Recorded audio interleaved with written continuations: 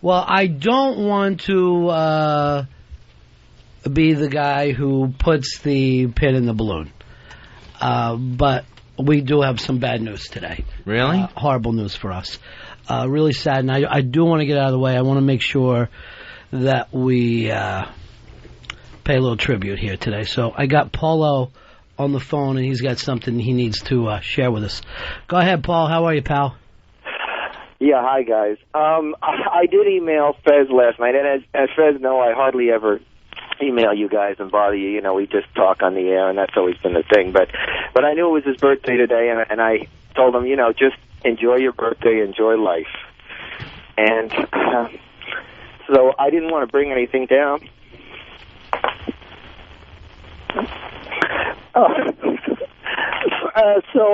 So I really wasn't thinking I was going to talk today.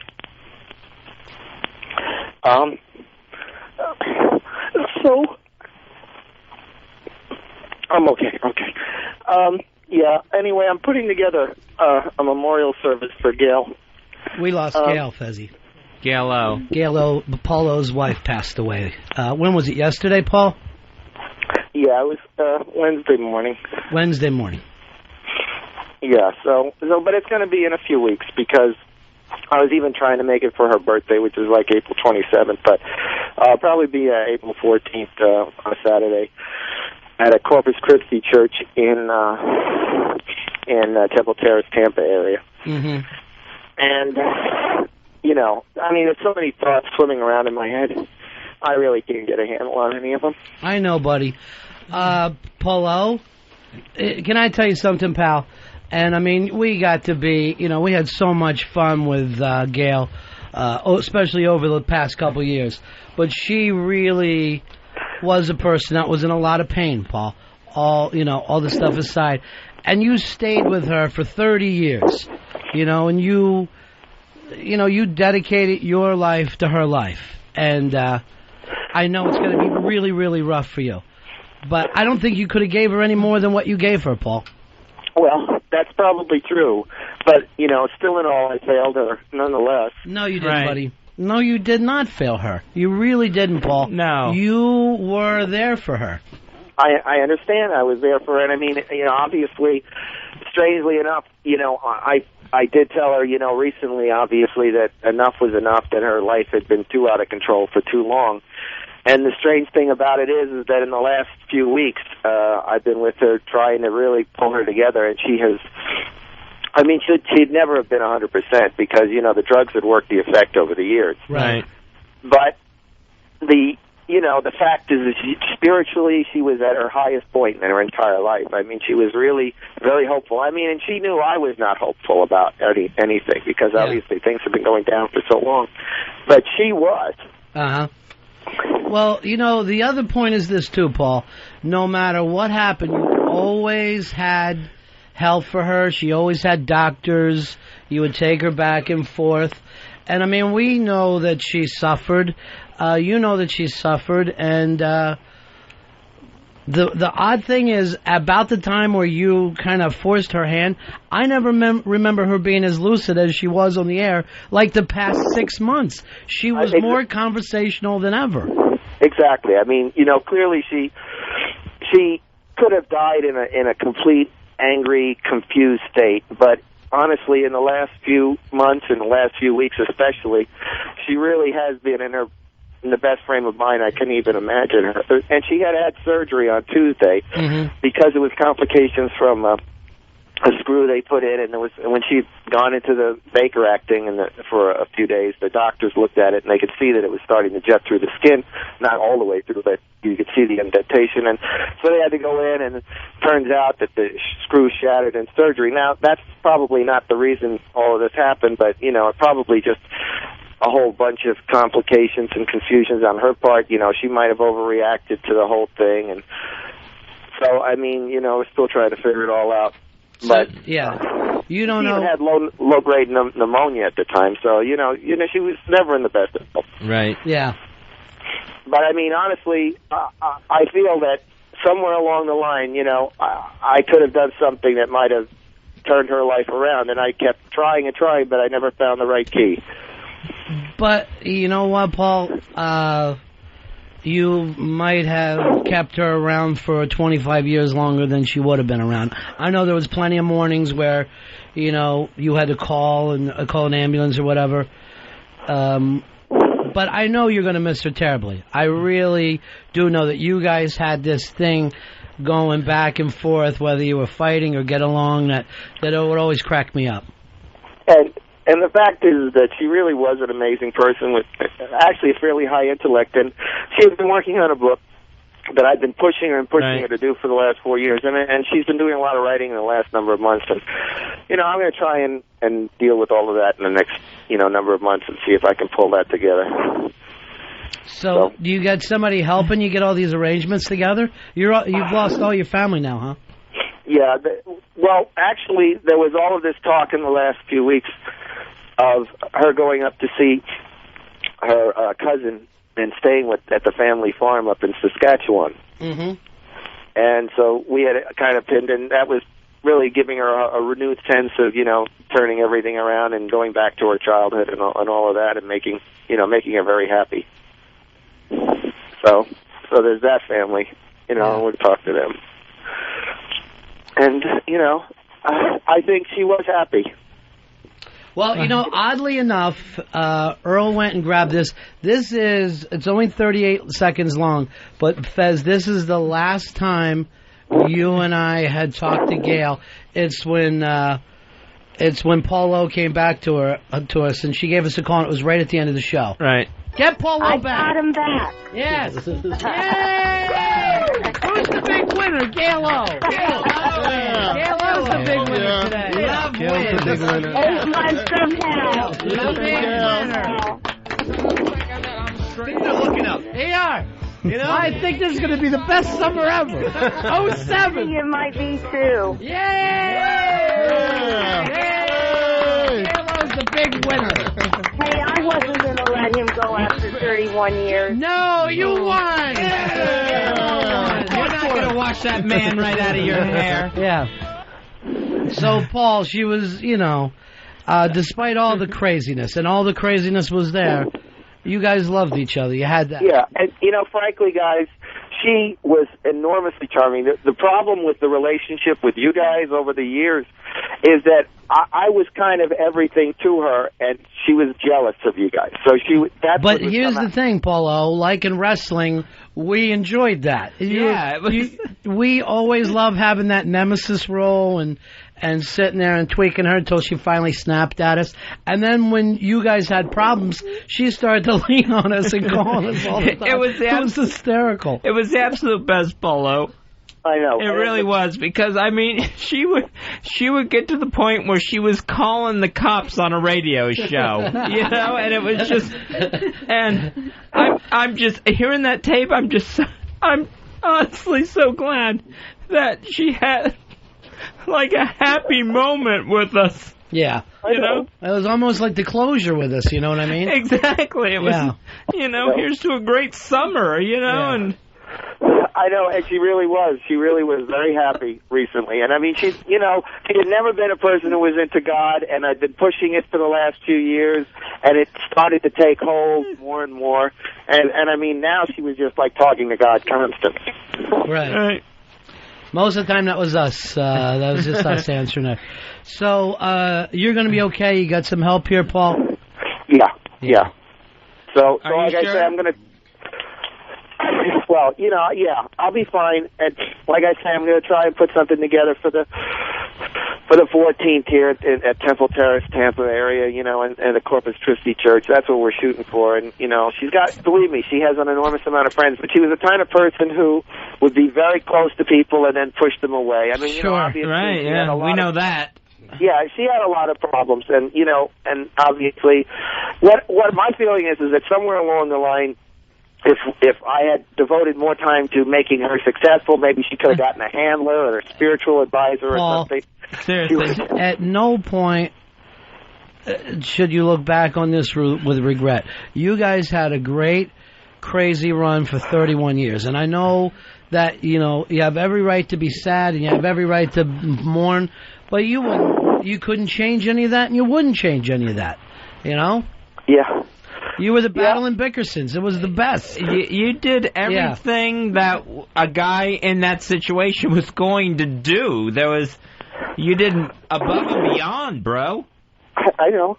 But, like I said, hopefully, God has been spending some special time with her, and I think he wanted her.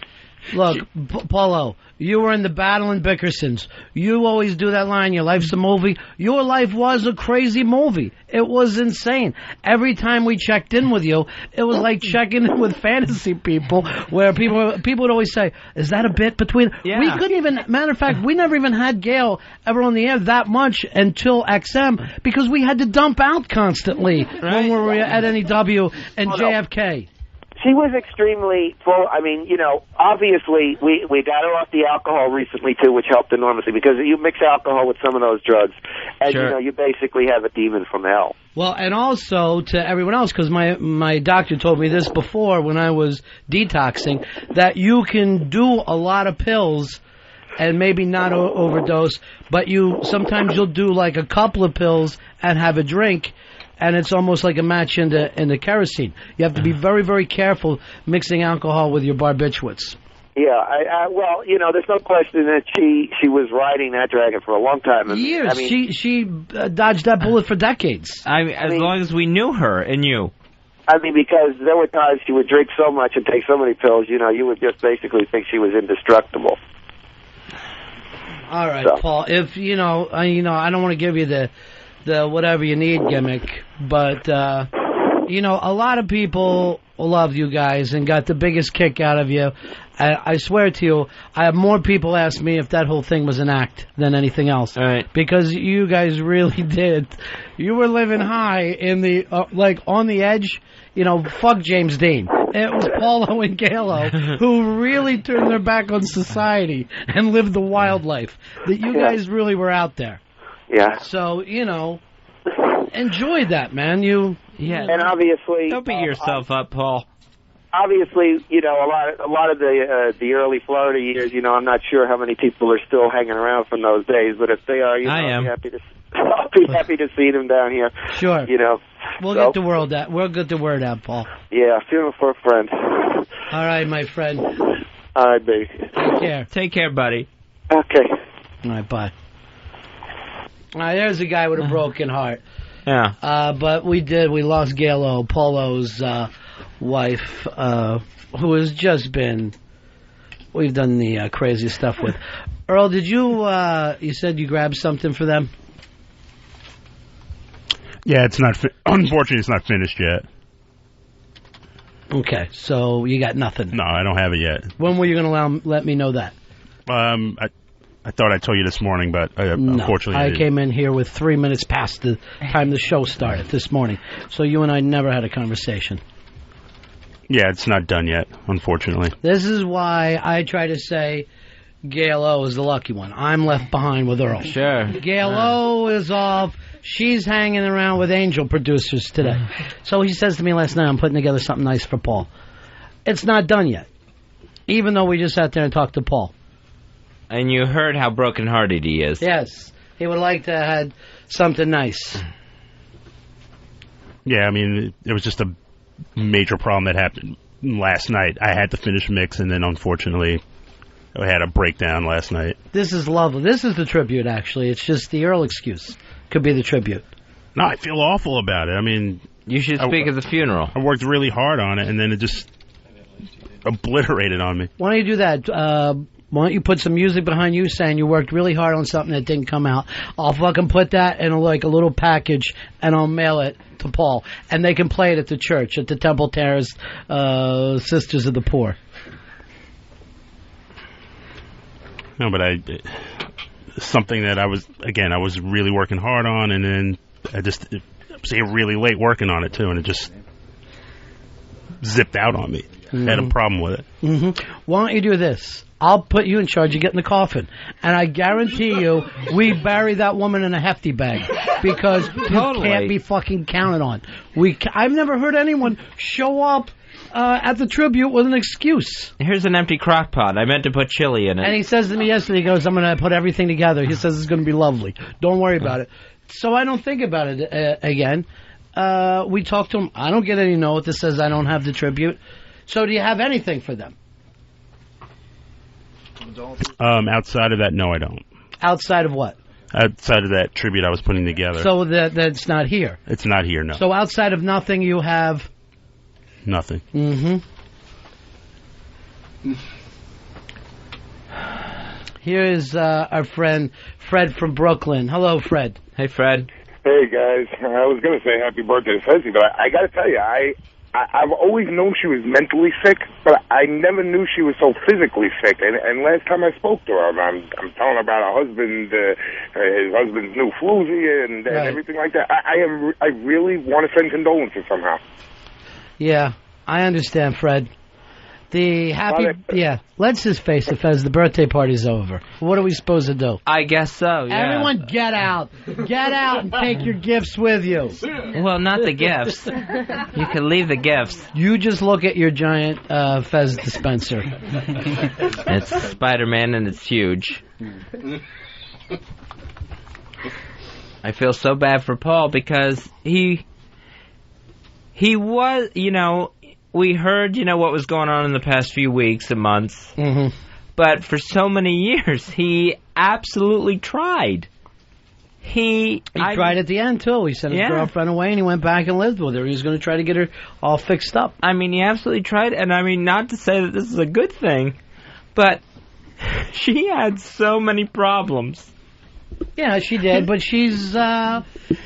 everybody has problems, and then some days you have good days and some days you have bad days. It's the human way. And I'm just, she would call and she would scream at us, and Yeah. But you knew underneath it all that she had such a deep love for Paul.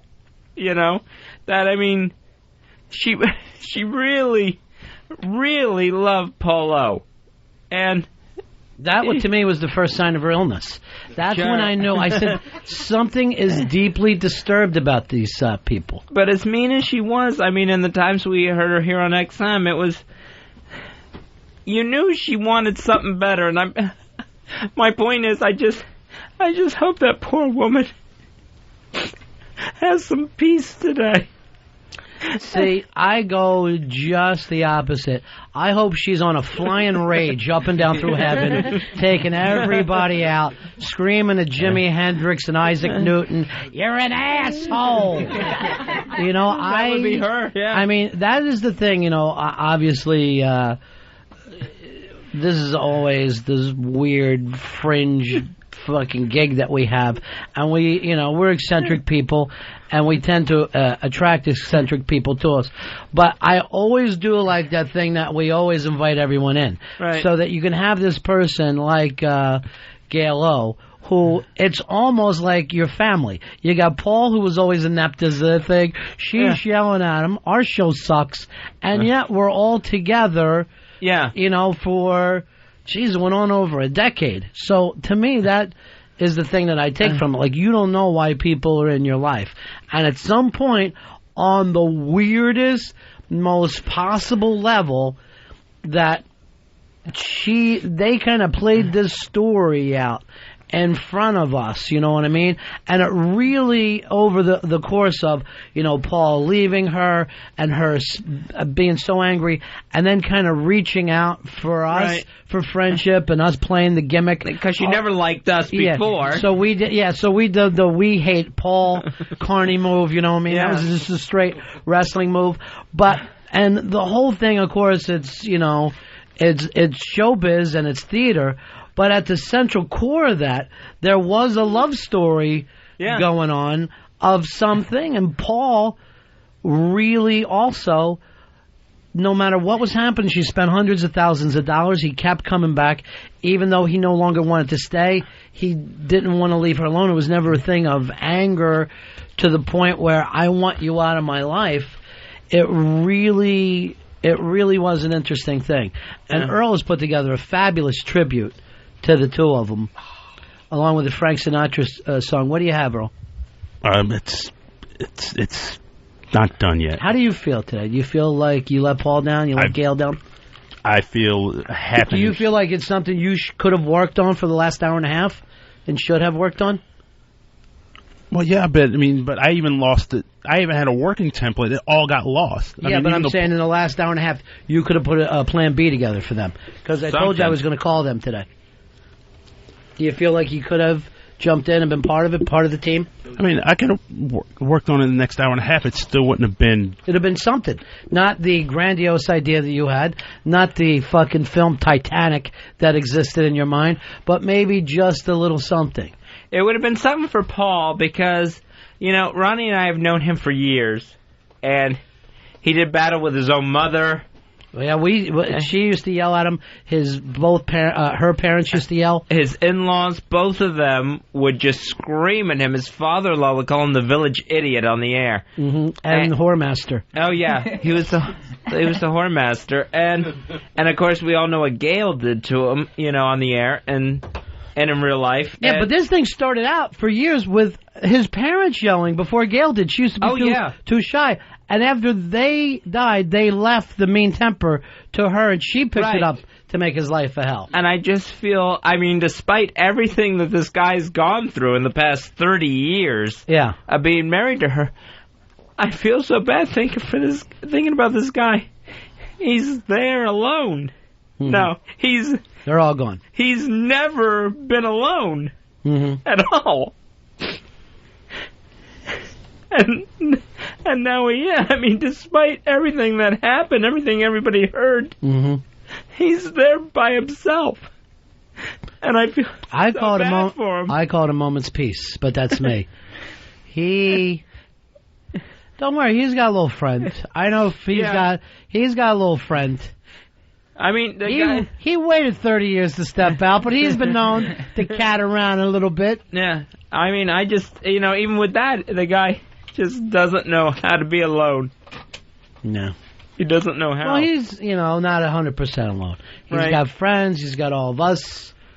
We're all alone, Fezzy, and none of us are alone. That's the whole thing to the universe. Yeah.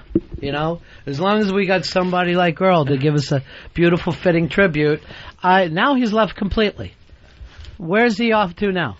Don't even tell me he's in a production room. Yeah. I think that's where he went. Good. Let him go there and sit there and think about what he's done. Now he's got, you know what he does? He's got an hour and 15 minutes. He can make something lovely. He can make something lovely. All right, it's Fez's big birthday party, having the time of our lives. Yeah. Up until a few minutes ago. Up until about 15 minutes ago. Well, Fezzy. Such is life. Yeah. Circle of life, as they say in the cartoons. So we lost... Gail O is gone. We lost Gail O. Gail O, you hardly screamed at us. Is the way I'll remember it. Yeah, you motherfuckers! Assholes! Oh my God, she was such a character. How many times did we leap for the dump button in our life? Yeah. Because someone were going, God damn, this would be great to have on the air. We can't. It took the XM to just see how nuts. And then people would go, "What? You're so lazy. You just let them scream at each other for half an hour." I go, believe me, this is for the vaults. This is going to go to the radio and TV museum. And what I'd like to do is play it at couples counseling. Yeah. When young couples think they can't get along, here's two people who managed to do something for 31 years. Right. It's just a point of thick and thin because those two went through so much thin. Yeah, I don't think there was any thick. None. There was no thick. They stayed together through thin and thin, and in illness and in sickness. Right. They were insane. And poorer and poorer. Again, if I on a Ron and Ron thing, which was from like '94, we had like a Cribs episode, even though there was no Cribs out. They went to the house. If you would have thought someone could have lived another 13 years in that house, you would have lost money. Because it was a petri dish. Yeah, I've been to their house. You couldn't walk in the front door from the stench. You were knee-deep in dog feces. And jack tissues. That's true. Paul O used to leave his jack tissues all over the place. And just, trays of pills. Yeah. Trays of prescription drugs. Wait, now it's my house. Oh. You got that confused. Oh, right. Okay, never mind. Yeah. Hey, Well, let me go over here to Fred first. Fred, you're on the Ron and Fez show. Hey, Fez? Yeah, buddy. You ought to take a drink for Gail and for everybody else, don't you think? Pour one on the floor for Gail. There you go, homie. That's for Gail-O. Now you take a big pull off of that, Fez, out of your pimp cup. Oh, how she loved to drink at the Dunderbox.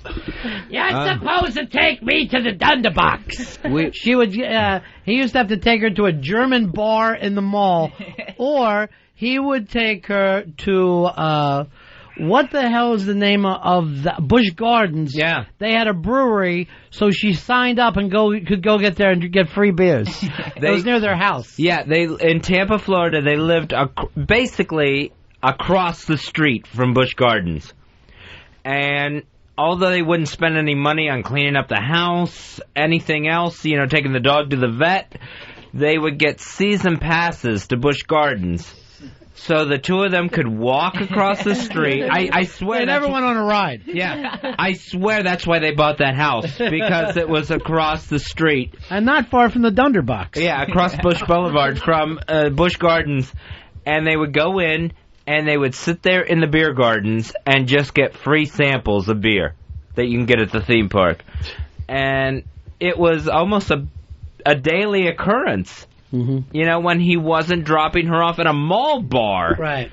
I mean, you can understand going to a bar and drinking, but she's in the middle of a mall.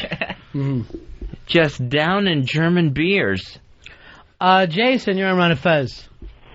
Hey, I know Earl's a stumbling, bumbling prick, but what are the chances we get a Gail-O tribute show this weekend? I would say slim to none. I honestly think there would be a better chance that Gail-O will sit up in her box and produce that bit herself, as that Earl that will be able to do it. She would have to.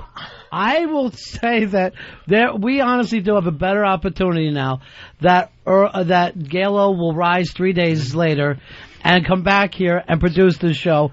I was hoping that Earl would pull it off. Even if she doesn't rise, she could still produce better. Just laying there? Yes, I swear. I'm really kind of ticked. I don't want to get pissed. You got a little upset about it? Yeah, but, I mean, yeah. Millie dug. You heard Paul Lowe's voice. Yeah. You heard what he's going through. You heard the poor bastard even try to set up a funeral for a friend for himself. Right. He wanted a tribute. Yeah. And got nothing. Dave, where are you on this? Why is it a one-man production team? That's crazy, Jen. Well, Dave? Very good. I don't tell the difference. I cannot tell the difference now. Get out of here. Seriously. The only thing is you're a little more lucid than him. I have Lucky Boy on my arm. That's one sort of mark. Look, they talk at the same time like twins. Right, yeah. Like twins. Which one's the dummy in this act?